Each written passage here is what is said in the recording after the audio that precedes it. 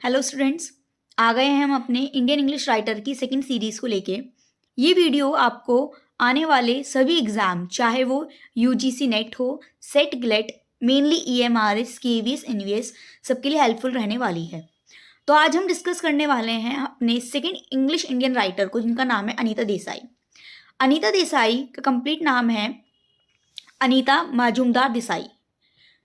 उनका जन्म 24 जून 1937 में मसूरी में होता है। उनके फादर एक बंगाली थे और उनकी जो मदर थी वो जर्मन थी।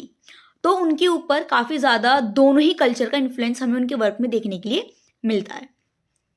उनके फादर का नाम था धीरेन एन मजूमदार, जो कि बंगाली बिजनेसमैन थे, जो कि उनकी मदर से मिलते हैं, जिनका नाम था टोनी नाइन। जब वे कब मिलते हैं? जब वो एक इंजीनियरिंग स्टूडेंट होता है, उस टाइम पे वे उनकी मदर से मिलते हैं। उनकी जो एजुकेशन हुई होती है वो उन्होंने बीए करी होती है दिल्ली यूनिवर्सिटी से और मिरेंडा हाउस से, काफ़ी अच्छी वेल नोन यूनिवर्सिटी से उन्होंने अपनी बीए कंप्लीट करती हैं वे। उनकी फिर शादी अश्विन देसाई से हो जाती है।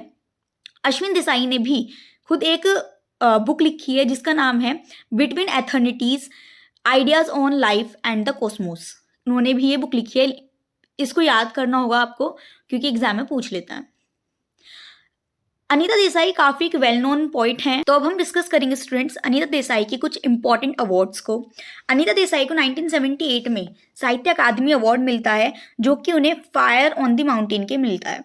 उसके बाद 1978 में उनको national academy of letter award मिलता है। 1980s में वे बुकर प्राइज़ के लिए नॉमिनेटेड होती हैं, ना कि एक बार, वे 3 बार नॉमिनेटेड होती हैं बुकर प्राइज़ के लिए। 1980s में नॉमिनेटेड होती हैं clear light of the day के लिए, 1984 में नॉमिनेटेड होती है इन कस्टडी के लिए, और 1999 में वे नॉमिनेटेड होती हैं फास्टिंग एंड फीस्टिंग के लिए। तीनों ही इनके बहुत ज़्यादा इंपॉर्टेंट और फेमस वर्क हैं, बट अनफॉर्चुनेटली उनको एक भी बार अवार्ड नहीं मिल पाता। उनकी बेटी है किरण देसाई, उनको बुकर प्राइज अवार्ड मिल चुका है। ऐसे ही 2007 में उनको बेंस साहित्य अकादमी फेलोशिप अवार्ड मिलता है और 2014 में उनको पद्मश्री अवार्ड मिलता है।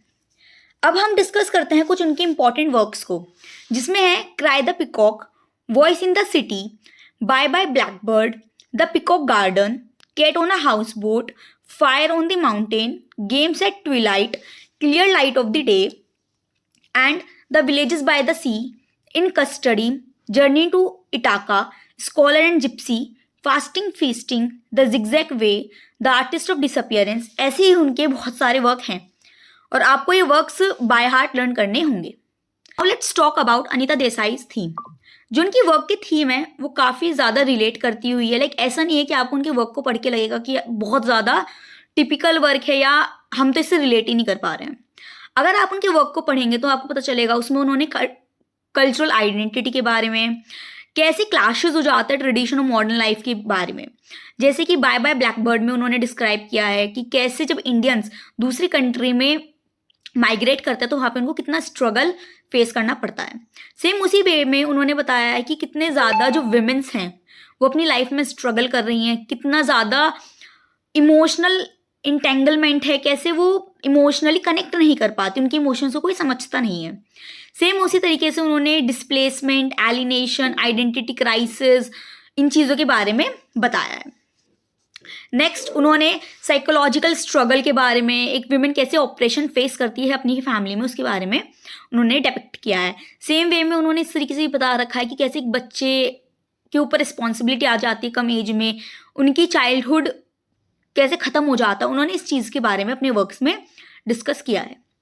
तो फ्रेंड्स, आज की वीडियो हम यहीं एंड करते हैं। मैं नेक्स्ट वीडियो में अनीता देसाई से रिलेटेड कुछ इंपॉर्टेंट MCQ लेके आऊँगी।